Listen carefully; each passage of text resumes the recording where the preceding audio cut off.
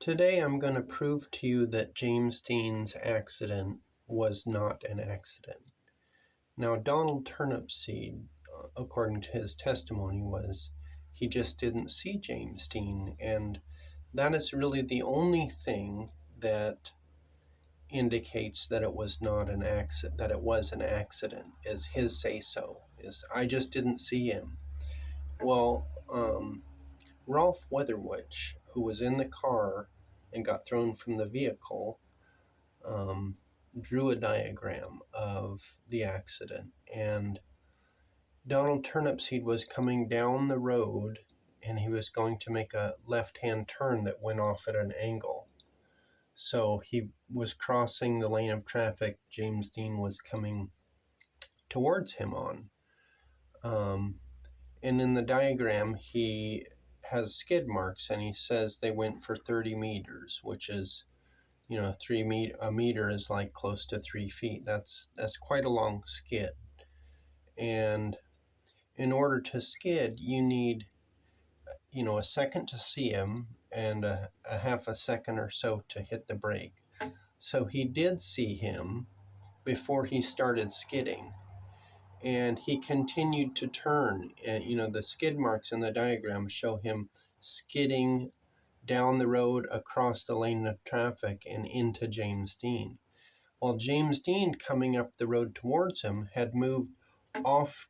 Modern studies have examined the crash, and what they've come to decide is that James Dean was not speeding, and he actually moved over to try to avoid the car that was coming at him.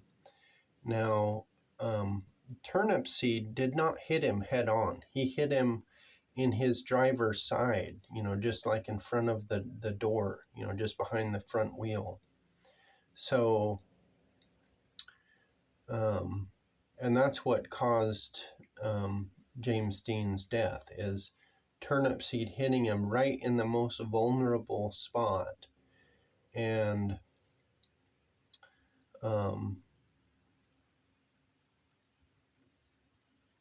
which is really the ideal spot if you're trying to harm someone. And how this accident was most likely designed is Bill Hickman, who was a stunt driver, he was on the set of Giant, and he was kind of working with James Dean because James Dean wanted coaching for driving. So what Hickman was known for is being a stunt driver and, doing crazy stuff with cars. And he would be the person who would know, okay, this is how fast you need to be going, because if you're not going fast enough and you hit him there, it's just going to be kind of a glancing blow. But if you're going fast enough and you make an impact into the car, it's going to be a devastating accident. And so Turnipseed coming down the road was probably speeding, to make it at the right time and then slowing as he approached the intersection, and then increasing his rate of descent with applying the brakes and causing the 30-meter skid. So, and if you think about the self-preservation of when you see a car coming and you're skidding in the road, you don't continue to turn into the car that's coming at you. Your self-preservation kicks in and you turn the wheel away from the oncoming car or obstacle, which Turnipseed did not do, which indicates that it was not an accident. The only thing they really have to go on is saying it's not an accident is just Donald Turnipseed's say-so. And if you think about everything that has transpired after the accident, which is they have just capitalized on James Dean to the max, when his first movie came out, East of Eden, he didn't get good reviews for that. Um, and after Rebel came out, he was already dead, and he got great reviews, which indicates that, well, one, that, because he was dead, they didn't want to say anything bad about him, but also that they were using um, the death and what people said, their reviews, is they wanted, they had control of the reviews, basically. Is so you give great reviews, 4 or 5 stars, and everybody comes to see it. And what they didn't like about James Dean, this comes to the motive, is um, he was running around wearing dirty clothes, holding his pants up with a piece of wire, and um, that was not the Hollywood image they were trying to portray. And um, Warner Brothers, they wanted to make sure that um, the image of their actors was um, high profile and styling, and um, people to look up to. And James Dean was not doing that. He was running around,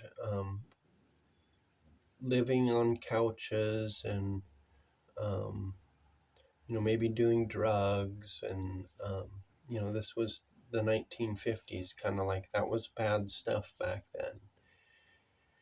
And then, after East of Eden came out, he was supposed to stick around in California where the movie was shot and do promotional work for the film.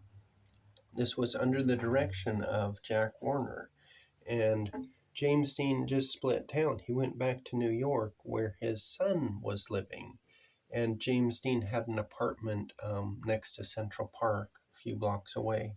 And his son was living on 6th Avenue, Avenue of the Americas, just a short distance away.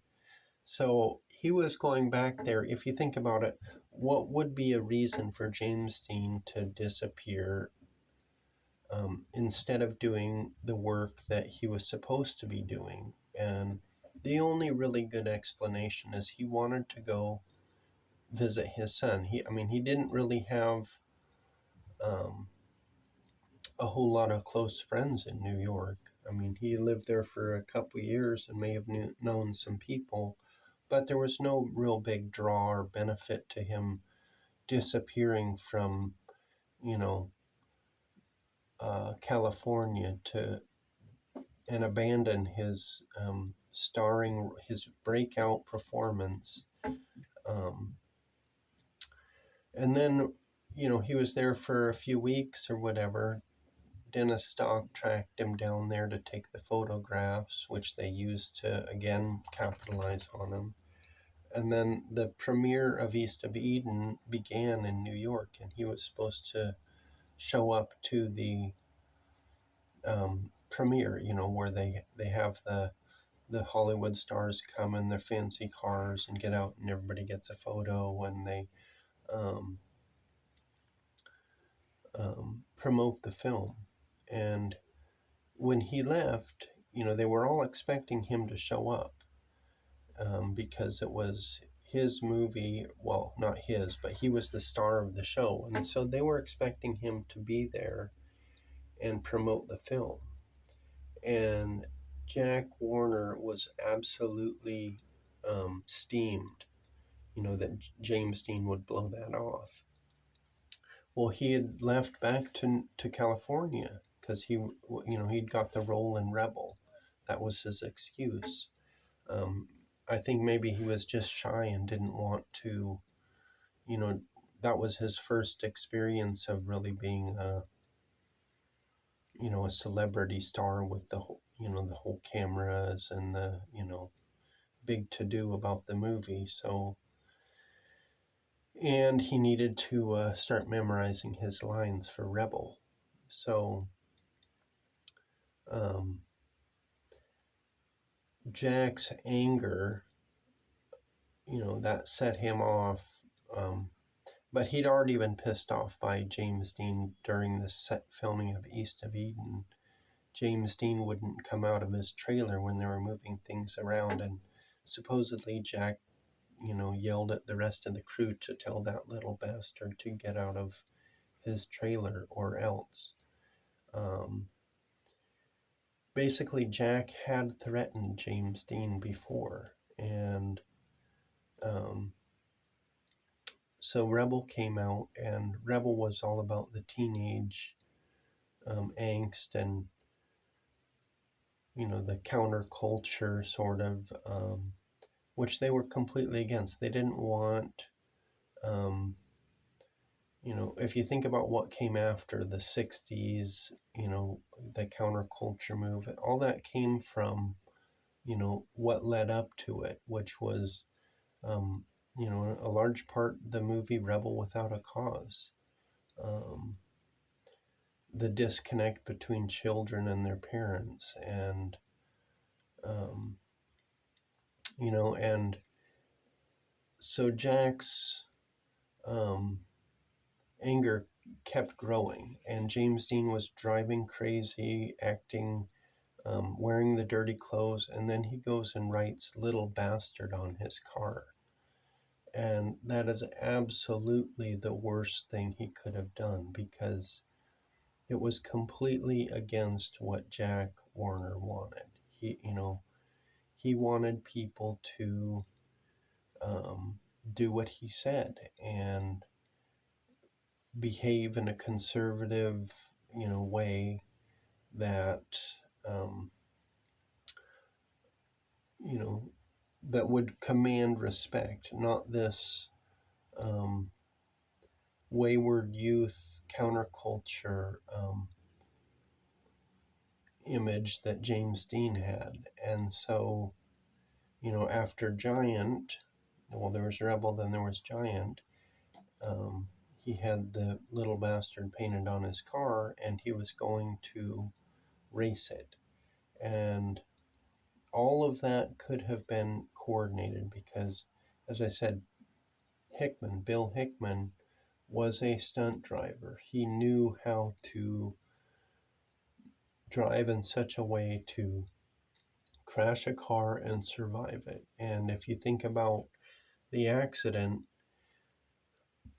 Donald Turnipseed hitting James Dean right in the exact spot that would allow him to walk away from the accident, a glancing blow from a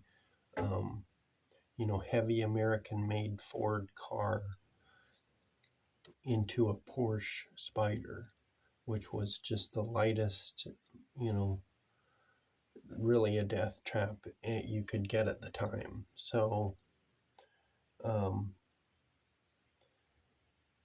that's what happened, and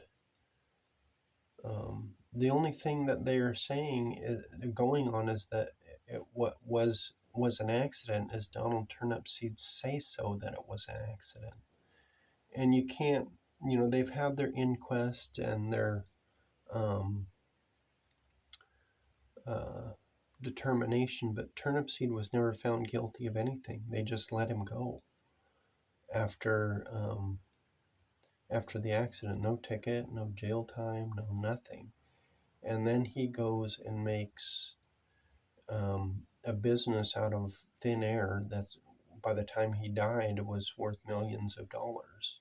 Some electrical contracting or junkyard or something. I'm not sure what it was, but um, and all the people who might have been able to shed light on the fact that it was not an accident and intentional ended up um, dying in really strange ways. Gig Young, Rolf Weatherwich, and it was Natalie Wood. Earlier I misspoke and said it was Laura Wood, but it was Natalie Wood. Weatherwich died in 80, Natalie Wood in 81. And those were the people that were close enough to James Dean and around that could have possibly given the alternative theory that I am telling you now. And no one at the time believed that James Dean's crash was an accident. Most people thought that looks awfully suspicious, but the media, which the Warner Brothers is basically, they just kept repeating accident, accident, no harm, it was unintentional.